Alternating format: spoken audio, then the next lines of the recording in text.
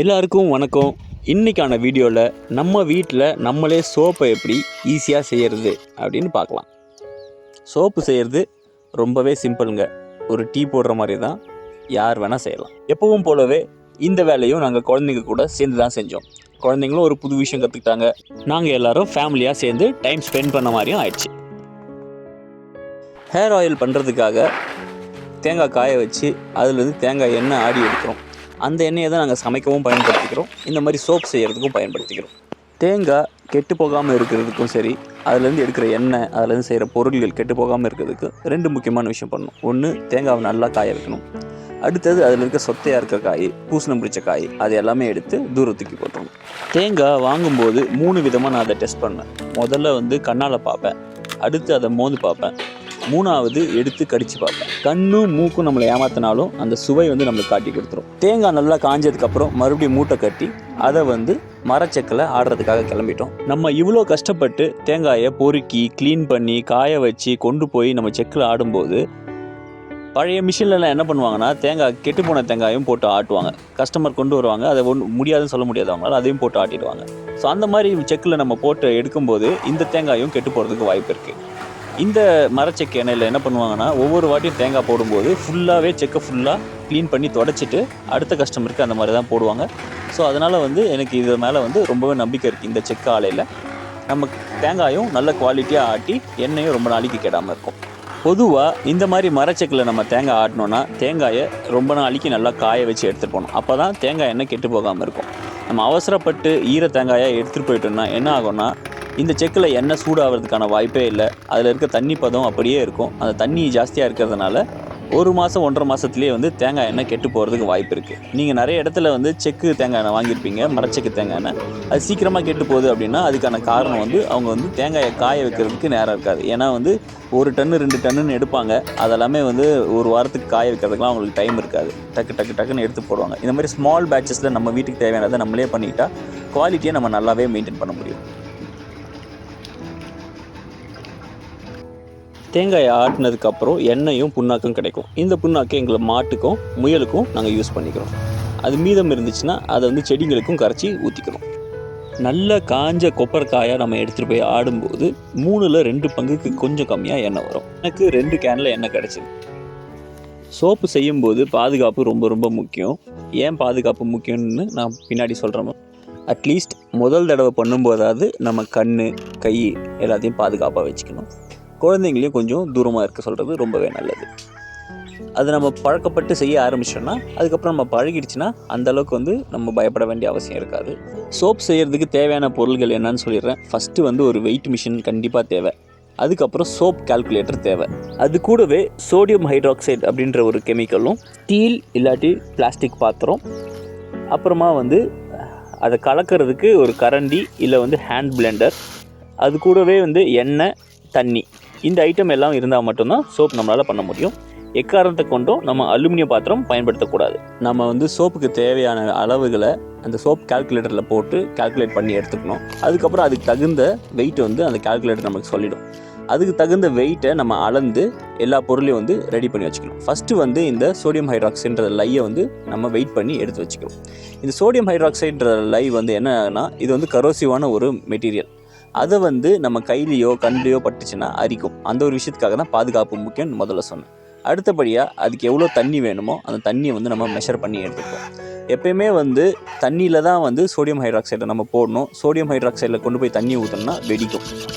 அதுவும் இல்லாமல் இந்த உப்பு மாதிரி இருக்குது பார்த்தீங்களா, இதுதான் சோடியம் ஹைட்ராக்சைடுன்னு சொல்லுவாங்க. இதை நம்ம தண்ணியில் போட்டு நல்லா கலக்கின ஒன்றும் தண்ணி நல்லா கொதிக்க ஆரம்பிச்சிடும். நல்ல சூடு, பயங்கர சூடாக இருக்கும். அந்த கொதிக்கிற தண்ணியோ இல்லை ஆறுன லை சொல்யூஷனையோ நம்ம கையில் படக்கூடாது. கையில் பட்டுச்சுன்னா கையில் அரிச்சிரும். கை புண்ணு மாதிரி ஆகிடும். ஸோ அதனால் அது கண்டிப்பாக நம்ம மேலே படாமல் இருக்கும். அதுக்காக தான் க்ளவுஸும் போட்டிருக்காங்க, அந்த கண்ணாடியும் போட்டிருக்காங்க. இருக்கும்போது தவறுதலாக கையில் பட்டுருச்சுன்னா என்ன பண்ணுறதுன்னா, உடனே கொண்டு போய் தண்ணியில் வச்சு கழுவிடணும். கண்ணில் பட்டாலும் அதே போல் தான் உடனே கழுவிடணும். ஸோ இது நல்லா சூடு ஆறட்டம்னு ஒரு ஓரமாக வச்சிடணும். அது பார்த்தோன்னா கலக்கும்போது சூடு இருக்காது, ஆனால் போக போக போக போக பயங்கரமாக நல்லா சூடாகும். இந்த சூடுலேயே நம்ம எண்ணெயை எடுத்து போட்டோன்னா சோப்பு சரியாக வராது. எப்பயுமே சோப் பண்ணுறதுக்கு இந்த லை சொல்யூஷனும் எண்ணெயும் ஒரே டெம்பரேச்சரில் இருக்கும். இது 40 டிகிரி செல்சியஸில் இருக்குன்னா அந்த லை சொல்யூஷன் 40ல் இருக்கும். இது 33ல் இருக்குன்னா எண்ணெய் 33 இருக்குன்னா லை சொல்யூஷன் 33 இருக்கும். அப்போ தான் வந்து சோப் வந்து நமக்கு நல்ல கரெக்டான டெக்ஸ்சர்லேயும் அந்த சாஃப்ட்னஸும் அழகாக வரும். சோப்பு பண்ணும்போது நம்ம எல்லாமே வந்து வெயிட் அடிப்படையில் பண்ணோம்னா கொஞ்சம் நல்லா அக்யூரேட்டாக வரும் நமக்கு சோப்பு. இல்லை 1 கப்பு 2 கப்பு அப்படி பண்ணோன்னா வந்து கொஞ்சம் வந்து அக்யூரேசி மிஸ் ஆகும். ஸோ இதில் வந்து ஏன் இது ரொம்ப இம்பார்ட்டண்ட் அப்படின்னா வந்து 1 கிராம் லையால் எடுத்துக்காட்டுக்கு ஒரு 3 கிராம் எண்ணெயை தான் கிரகிக்க முடியும் அப்படின்னா அந்த 1 கிராம் சோடியம் ஹைட்ராக்சைடு வந்து அந்த 3 கிராம் எண்ணெயை வந்து சோப்பாக மாற்றும்.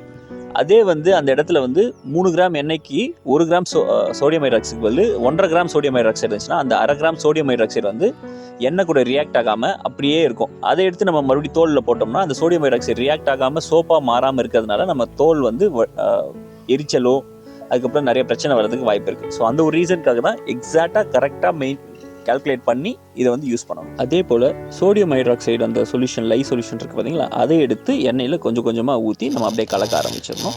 ஆரம்பத்தில் வந்து நம்ம ஸ்பூன் வச்சு கலக்கலாம், பட் ஆனால் ரொம்ப நேரம் வந்து கலக்கிறதுக்கு ரொம்ப கஷ்டமாக இருக்கும். அதனால் வந்து இந்த மாதிரி ஒரு ஹேண்ட் பிளெண்டர் எடுத்து நம்ம கரண்ட்டில் வச்சுட்டு கலக்கணும்னா கொஞ்சம் சீக்கிரமாக வந்துடும்.